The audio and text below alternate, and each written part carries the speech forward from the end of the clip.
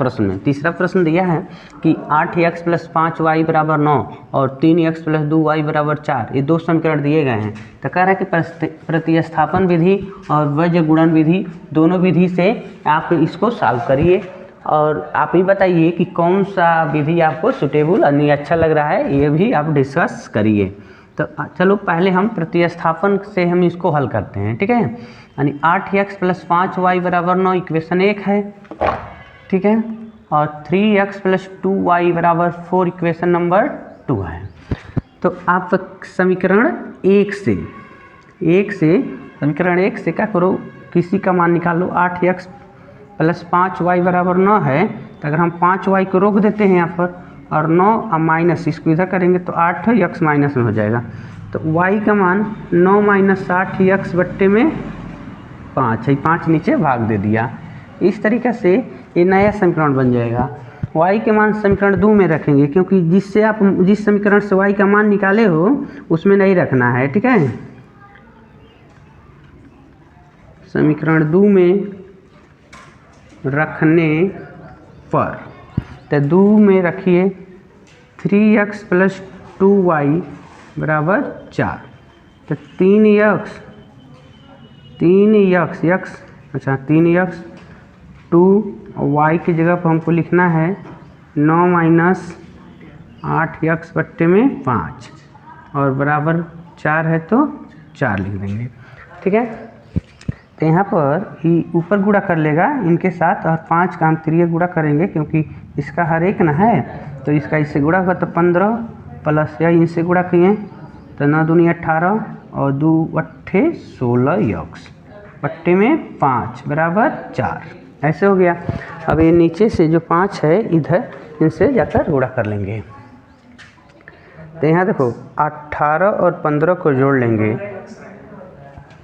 हाँ यहाँ पर x है, ठीक, नहीं जोड़ेंगे तो 15 में हम 16 को माइनस करेंगे तो -1 बच जाएगा और प्लस 18 रहेंगे बराबर 5 चौको 20, यह 20 हो जा रहा है।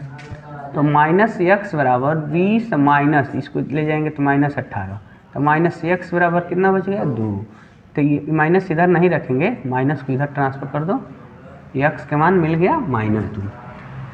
x का मान अगर हम 3 में रख देते हैं, 3 में रखने पर 3 में अगर रखते हो तो देखो बाबू y का भी मान हमको निकल जाएगा।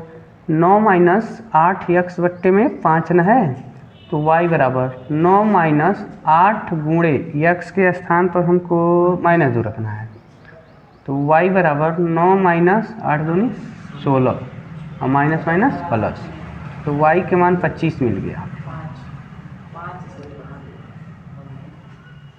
8 दूनी 16 प्लस में हो गया।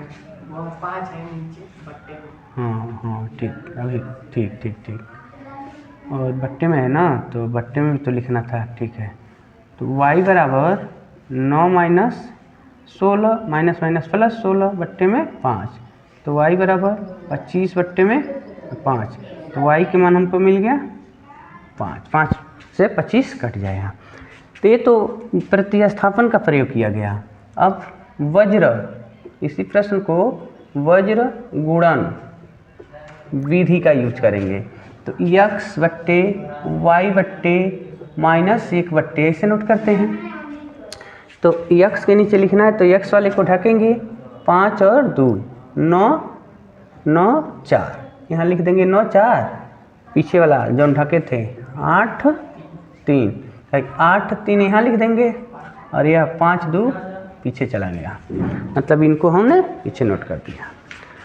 तो x बट्टे देखो इनका गुणा करते हैं 5 को 20 माइनस इसका गुणा करते हैं 9 दूनी 18, y बट्टा में 9 3 27 -4 बट्टे 32 -1 बट्टे 3 2 अट्ठे 16 -15।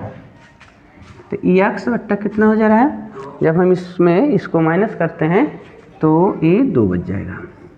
यहाँ पर y बट्टे में देखो इसको माइनस करो तो -5 बचेगा और इधर -1 बट्टे 1 बच जा रहे हैं, मान लो 1 बट्टे 1। तो 2 पार्ट करेंगे, एक बार x बट्टे 2 बराबर कांस्टेंट को लिखना है, कांस्टेंट है ना है, -1/1 तो -1/1 के होगा, तो x बराबर है, इनसे गुणा कर लेगा तो -2 मिल गए। अगर y को पकड़ते हैं, y/-5 बराबर -1, मान लो -1 न है तो इनसे गुणा करेगा तो माइनस प्लस 5, तो वही मान तो हमको यहाँ भी मिला था, देखो, और वही इस विधि से हल किए तब भी हमको मिल गया। इस तरीक़ा से आप विलोपन और प्रतिस्थापन और वज्र गुणन से दोनों सवाल, एक ही सवाल को अगर 2 बार लगाते हो तो दोनों का मान सेम प्राप्त होता है। इस तरीके में देखेंगे। चौथा प्रश्न कह रहा है कि एक छात्रावास के मासिक व्यय, मतलब एक हॉस्टल में बच्चे रहते हैं, कह रहा है कि एक छात्रावास के मासिक व्यय का 1 भाग नियत है और शेष इस पर निर्भर करता है कि छात्र ने कितने दिन भोजन लिया, मतलब कितने दिन उसमें रहकर भोजन खाता है। जब एक विद्यार्थी ए को 20 दिन भोजन करने पर 1000 रुपये देना पड़ता है, जबकि दूसरा विद्यार्थी बी को 26 दिन रहता है और भोजन करता है तो 1180 रुपया देता है। तो प्रतिदिन, यानी कह रहा है कि एक नियत व्यय और प्रतिदिन भोजन का मूल्य कितना होगा, ये हमको पता करना है। कहने का मतलब है कि हॉस्टल में जब आप रहना शुरू कर देंगे तो वहाँ रहिए चाहे न रहिए, फी देना होगा, भाड़ा देना होगा। तो नियत भाड़ा कह सकते हो, ठीक है, या व्यय कितना खर्च हो रहा है तो 100 रुपये, ये नियत है, फिक्स है, तुम उस हॉस्टल में रहो या न रहो। उसके बाद कह रहा कि प्रतिदिन भोजन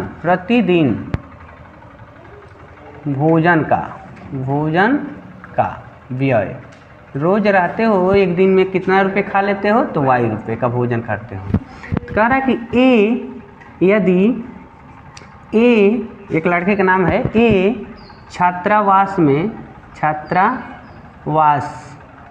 में 20 दिन रहने पर कितना रुपये खर्च करता है, 20 दिन रहने पर 1000 रुपये खर्च करता है, 1000 व्यय करता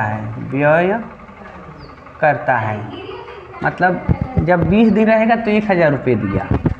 तो बताओ समीकरण क्या होगा। तो मान लो ये तो नियत है, तो आप x लिख देंगे नियत, आप प्लस 1 दिन भोजन करने का y रुपया देना पड़ता है, तो 20 दिन भोजन किया तो 20 y हो जाएगा, और बराबर कुल कितना हो गया 1000, कुल 1000 रुपये दिया था। इस तरीक़े से हो जा रहा है। और जो बी विद्यार्थी है, बी छात्रावास में 26 दिन भोजन करता है, 26 दिन भोजन करता है, और 1180 रुपये व्यय करता है। उसके लिए 1180 रुपया देना पड़ गया उसको। तो समीकरण क्या होगा, तो इनमें भी 100 रुपये इनसे भी लिया जाएगा, लेकिन 26 दिन ये रहा है तो 26 y हो जाएंगे, 26 y बराबर 1180, ऐसे फिक्स हो गया। तो ये समीकरण नंबर 2 हो जाएगा। तो समीकरण 1 और 2 में देखो x है ना, तो आप लिख देंगे समीकरण 2 - 1 से, विलोपन विधि से लगा देते हैं। समीकरण 2 में 1 को घटाते हैं तो x प्लस 26y बराबर 1180, और दूसरा है x प्लस 20y बराबर 1000। तो ये माइनस हो गया, ये भी माइनस हो गया, x कट जाएंगे, इसको घटाओगे तो 6y है 180 रुपये। तो आप यहाँ से कह सकते हैं 6y बराबर 180, तो y बराबर 180 में 6, 6 18 30 रुपये। एक दिन भोजन करने का कितना रुपये खर्च होता है, 30 रुपये। तो y का मान 3 में रख लो भाई, रखने पर तो 3 में कि 3 कहाँ यहाँ बना है, 2 में रखने पर तो 2 है x प्लस 26y बराबर 1180। तो x की जगह पर नहीं 26 गुणे वाई की जगह पर 30 रख लिया गया बराबर 1180।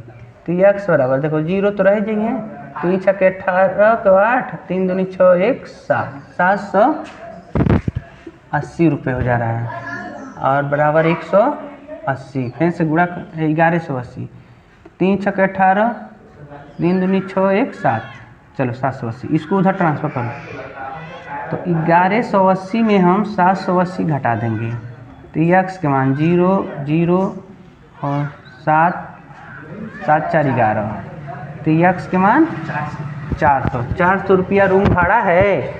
जितना दिन रह के खाओगे, एक दिन खाओगे तो 30 रुपया देना पड़ेगा, तुम रहो ना रहो रूम का भाड़ा तो 400 देना पड़ेगा। तो आप लिखेंगे नियत भाड़ा 400 प्रति